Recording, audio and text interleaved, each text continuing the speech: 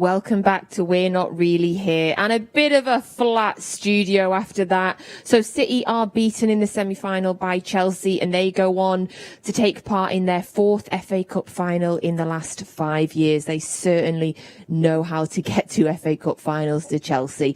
Now, we are disappointed here in the studio. We're going to take a little minute to be disappointed before, of course, we start looking forward and reflecting on the incredible season that we are still having. That is 28 wins in 31 games, still a phenomenal record. And of course, we still have the 3 competitions that we are competing to win. But do you know what? Let's take a minute to be a little bit disappointed. That is okay. Shaun, what happened today? Yes, well, I actually thought, when I looked at the lineup in terms of having the 2 holding midfielders, I thought it was, I was thinking, Pep was probably thinking, let's manage this game. Let's see what they're about, which may come down from my opinion in terms of overthinking things. I mean, me and Richie were talking over, and sometimes it's just, we know what our best system is, we know what our sort of best 11 is, and go out, get the game done, get it won. So I was thinking actually it was a case of, let's see what they throw at us, and we could up the tempo. But Richie spoke on it earlier and saying that, we often told this as players, you can't just flick the light switch on. You've got to start at that tempo, and then once you're at that tempo of being max, you can ease it down, but you can't start at a moderate level and then sort of up it up to a high level. So I think we looked as though we were managing the game and sort of looking at, okay, how are we going to get through this and figuring things out. So for me, a little disappointing because I really thought there would be a period, 10 minutes, 15-minute period where we would really be bombarding their goal, their defense, and go from a point that their keeper pulled off some good saves, so you hold your hands up. I think the players will sit in their dressing room. I often thought at games when I lost, certainly if you're a game where you get knocked out, and think, I didn't work the goalkeeper. I should have done this. I should have done that. And that will be a lot of what's in the dressing room right now. Could I have done something differently to work that defense, work that goalkeeper? Because we didn't quite work the goalkeeper. And the half didn't start particularly well for us, obviously with Kevin De Bruyne going off within the first couple of minutes. We've no idea what extent that injury is yet, but obviously we've all got our fingers crossed, Richard, that it's nothing serious and that he's back for the next game. Yeah, definitely. That would just be the worst bit of the day, I think, even if he was out for a while. But the fact he walked off the pitch and he walked down the tunnel seems to suggest he's okay, and it might be a knock which keeps him out for a week or whatever. But fingers crossed it's not too long.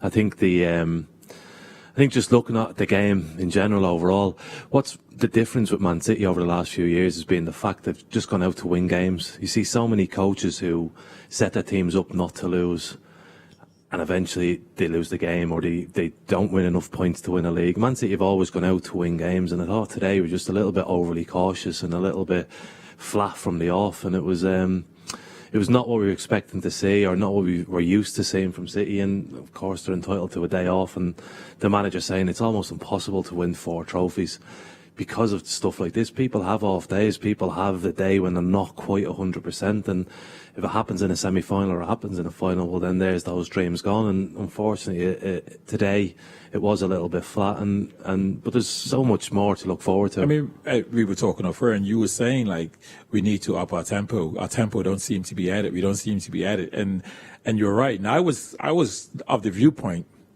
I think we're managing the game. That was my sort of stance. Like, we're managing this because we've got the 2 holding midfielders.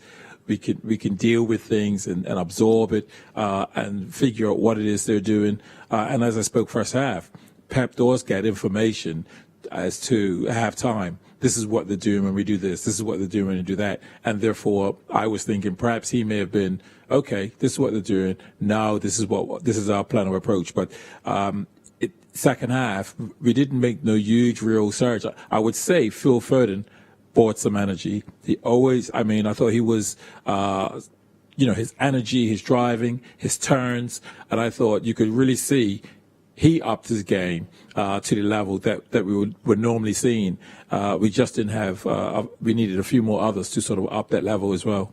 Yeah, I thought there was a noticeable difference when Phil came on, and also a noticeable difference when Gundogan came on as well. The 2 subs definitely brought more energy to the game, Richard. Yeah, I think so. But it's when the tempo's set for the majority of the team, the tempo's set, it's very difficult. We spoke about, and I remember Mick McCarthy, being the Ireland manager, he told me once, he said, you can't train at a low level all week and expect to be great on Saturday. You've got to train at a high intensity all the time, or else, because like Shaun says, you can't just flick the switch and it happens. Man City have dominated games this season, and they've driven teams into the ground almost from minute one. And they've pushed and they've pushed and they've pushed, but they've kept control of the ball, and eventually the other team will crumble. Today, for however long, 75 minutes, Chelsea were never really stretched or put under pressure or felt like they were defending for their lives, and they looked comfortable at times, Chelsea. And it was just, like we say, it's just one of those things with City. They had an off day, and unfortunately it's in a cup competition, so with that comes elimination and the hopes of winning 4 trophies. A very rare occasion where we didn't score a goal as well. I mean, it rarely genuinely has happened this season. Do you think that's a reflection of our attacking lineup today, or a reflection of how good Chelsea were defensively?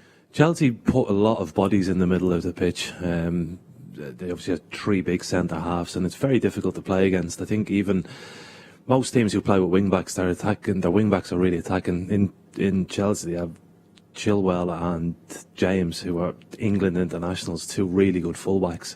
So they've got a strong 5, and then you add Kante into that. It was 6. Jorginho doesn't move. 7, constantly behind the ball. So credit to Chelsea. I said before, they're building a squad, and in that manager, they have someone who knows how to win games and win trophies. And I think that was what come from that today, was they'll be a threat next year, because they'll set up to win games rather than long-term projects or anything like that. Well, just piggyback on the point you made there, Dunne, in terms of them, in terms of 5. What I saw with them was, yes, they compacted, as you said, but that was like a 4-5 at times defensively, and that 5 in midfield, there's that 5, if the ball was on the right-hand side, and that right-sided wide player form would then become a 5th defender. So it went from 4-5-1, if you like, to actual 5 when they were really on the defense. So it became challenging for City to break those numbers down. So I give them a lot of credit, because I think the way they play is so similar to us. They got really high technical players. They move the ball, shift it well, and again they didn't have to play brilliantly, but I thought they did play brilliantly, because they were brave in playing the ball out defense, trying to suck City on, to then say, okay, well, we've got pace. Because very rarely you saw them go with 5, 6 players bombing forward. It was really 2 or 3, or the 3 players, and saying, go ahead, you guys go do it, so that they had the numbers to still cope with anything that if we counted on that. So Thomas Tuchel, I think, has done a brilliant job in terms of tactically what he's done today. So that's the thoughts of Richard and Shaun here in the studio. We're going to go over to Wembley now, and Abby is going to get the thoughts of Shaun Wright-Phillips. Yes, hello from Wembley. Obviously very disappointed here, but Shaun, it just wasn't our day today, was it? No, it wasn't our day. I think the lads will be gutted. They gave it the best they could today, but unfortunately it just didn't happen for us, and now they just got to prepare for the next game coming up. And luckily they're coming quick and fast, so they got time to just get their heads around it and get on with it, really. Absolutely. We were saying literally before the game, there have been so many fixtures. They're bound to be a bit tired, bound to be a bit leggy out there today. Most definitely. I think especially after the game against Dortmund, the effort and the mental strength it put into that game to obviously come through as the winners, and now to come here in another big game is expected them to be draining, really.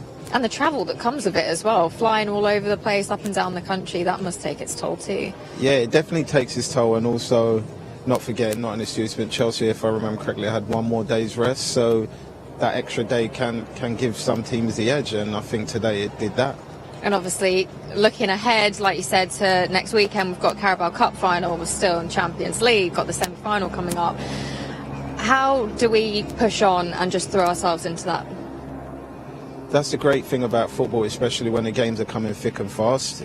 They have to get out of their mind as soon as possible and put a performance in the next game coming up. And I assure the next time they come here, which is next weekend against Spurs, they're not going to want to come here and lose again. And that will be an extra bit of motivation as well to keep the energy levels up. Absolutely. And thank you so much for joining us today, Shaun, and back to you guys in the studio. So that was the thoughts of Abby and Shaun down there at Wembley. And as I said, it's okay to be disappointed. You know, we wanted to win. We wanted to get to the final, and we've not quite done it. It's all right to be disappointed. But that's it. We've not got time to be disappointed any longer because the games come thick and fast. We've got another game on Wednesday night against Villa. Then we've got the final of the Carabao Cup next Sunday. And then we've got the Champions League semi-final against PSG. And you know what, Shaun? We might be saying that this many games might have been detrimental to the performance today. But in terms of bouncing back from this performance, the amount of games is a good thing. No time to sit and be sad and mope. We've got to get back on it. No, as a player, you know, those players will be sitting in the dressing room now, digesting their game, and they'll be absolutely gutted. But I can tell you, they'll be disappointed now. Tomorrow morning they wake up, be disappointed. But when they go to do their loosener, whether it's tomorrow or the following day, they do the loosener, warm down, they'll be thinking, right, Villa, this game, we need to put right, get back to winning, and put on a great performance with that. And obviously then looking forward to the rest of the games. But I think they'll be upbeat once they get this sort of 24 hours out the system. I always feel sorry for Villa already, Richard, because I want us to go out on Wednesday night and absolutely smash them to pieces to get that confidence level back up, ready for the final, ready for the Champions League. Yeah, they will do it. Today's gone. You know what I mean? The match is gone. The final whistle's blown. Forget about it. We never want to look too far forward because everyone says we can't. We have to look at the next game, and that's great. Don't look back. Don't worry about what's gone, and we just go on. And yeah, fingers crossed. Aston Villa are the team that take the beating which the boys want to put out to forget about today. Right. Thank you so much for sending us all your tweets, as you always do, using the hashtag WNRH. As you know, before the game, I asked you to send in your pictures of how you were watching the game today, and we were going to choose our favourite picture to give them a prize. And it is a home shirt that we were happy to send anywhere in the world. And you've been sending in loads of pictures, and I really love looking at them. Thank you. Thank you for sharing it. It does certainly make it feel like we are together when we are not, which is the idea. But there is a winner, as always. And you know what? It was an easy victory today. Congratulations to Ariel. Congratulations, Ariel. Because not only have you won the shirt, you're also having twins, and your twins are not even born yet, and they're already supporting the Sky Blues. And I absolutely love that. That is brilliant. You're in your City shirt, your partner's in a City shirt, massively pregnant. Congratulations to the both of you, to your family. We're absolutely thrilled for you. And you have to update us when they're born, please. Let us know when the twins come, what you call them. I'm expecting like Pep, Sergio sort of names. Sean's a good name. Richard's a good name. Yeah. Yeah, of course. Think there's many baby Shauns? You could name him Shaun. Shaun. I'm being Richard Dunne right now. You could name him Shaun. Hey. Hold on. Sergio. This is going to cheer you all up that's feeling disappointed. Will you do your Richard Dunne voice for us? Yeah, a little disappointed, but we'll be okay. We'll be all right. Next game, we'll win 3-0. Yeah, we sorted. I think that's my Richard, my inner Dunne. If I speak like that, I feel like I never want to talk again. I'm useless there. I think it was pretty decent. But congratulations again to Ariel and your family. You have won the home shirt today, and I want an update when the babies are born, please. Congratulations. Now, also, we've got our mystery blue, so as always, we take a legend, we blur it up. And Tom, the producer, has been trying to get more difficult. So for Wednesday night's game, it was David Silva, but he was in a training top. So that was a hard one to get. But I got it. Tonight, he's chosen a player that's not wearing a top. So we all ended up agreeing in the studio that we thought it was Pablo Zabaleta. We've had Warren on Twitter said surely the mystery blue is Zaba after he shaved all his hair off. Nigel Hare has said he thinks that the mystery blue is Jesus Navas. So let's have a little look. Who is the mystery blue? Let's see if producer Tom has got us. And it is... Yes! Pablo Zabaleta! Dunne, we said immediately it was him, so you're feeling smug? I'm quite happy. He looks very young in that as well, Pablo. He's got hair. Definitely a young Zaba. But well done, Shaun. You piggybacked onto us, so you get the victory. And you know, that's the first time I've ever got it right, piggybacking on you guys. So I'm pleased with Claim that. Claim it, that's it. I instantly knew it was Pablo Zabaleta. I don't know what that says about me, instantly knowing who that was, topless man was, but you can make your own conclusions from that. So thank you for joining us today. Let's just try and end the show on a positive note from the gents going forward. Shaun, can you bring our spirits back up with a positive message for us all? Well, listen, we've got the next game. The next game is Aston Villa, and the players will be looking forward to that because they do not like the taste. The taste that we're feeling at this moment in time, they do not want this taste again. So I can assure you, when we play Aston Villa, the boys will be right on it. And Richard, final word from you. Why should we all push this to the side and be positive looking forward? Because I think in what we've seen this season, there's a real possibility that in 6 weeks' time we could be European champions. And I think that's enough to keep people going. You just dropped the mic. That's it, everybody. That's it, everybody. Good night. God bless. But you're absolutely right. Absolutely 6 weeks' right. time, and then that's it. You set out to win a trophy, the main trophy, the European Champions League, and the possibility's still there. Absolutely. There we go. Thank you very much, Dunne. Thank you very much, Goats. Should we go back to shirts next game, do you think? Back to some cash? Yeah, back to some what cash. we know. Back to what we do. Back to some Puma trackies. Yeah, I've had a squeeze in my suit, you know. I saw you eating all that Cadbury's chocolate as well. But lovely. It's always a pleasure. Thank you very much, gents. And thank you for joining us all at home. We're, of course, back on Wednesday night for the Villa game. Disappointing result today. We haven't quite made it to the final of the FA Cup. But we continue fighting on in 3 competitions with the Premier League, the next one coming up on Wednesday night. And I feel sorry for Villa because I've got a really good feeling about that game. Okay, have a great week, Blues, and we'll see you on Wednesday.